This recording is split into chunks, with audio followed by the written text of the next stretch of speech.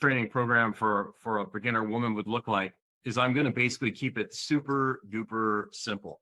Okay. And body weight can suffice in the beginning, but if you can add resistance, that's going to be great. Generally speaking, what I would like to do is do some sort of squat. I prefer a goblet squat, something, a light kettlebell, a dumbbell that you can hold on to.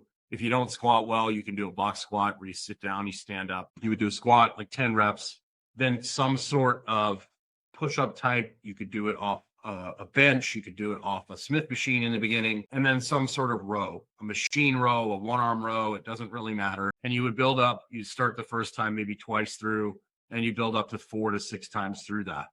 And then you would focus on gradually increasing the weight.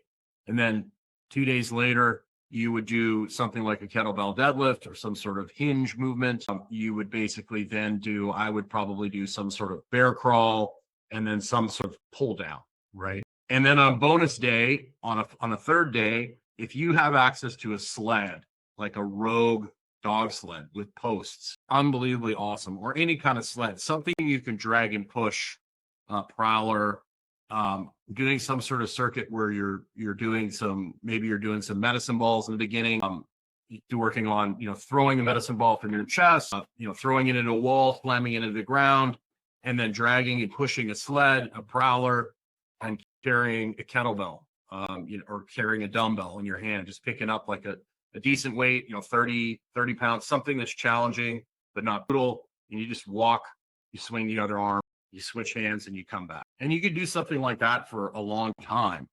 You wouldn't have to do really anything else. And that would be a good starting point, right? So a lot of people think that the internet has made things so complicated and so fancy. Really, success over time comes down to consistency and getting better, especially in the beginning of strength training. A lot of the adaptations are neurological. It's your nervous system trying to figure out what it needs to do. So a lot of the adaptations are going to come from that. And once you get through the neural adaptation, that's where the physical adaptation comes in, where you start building more muscle mass as you create more demand on the body.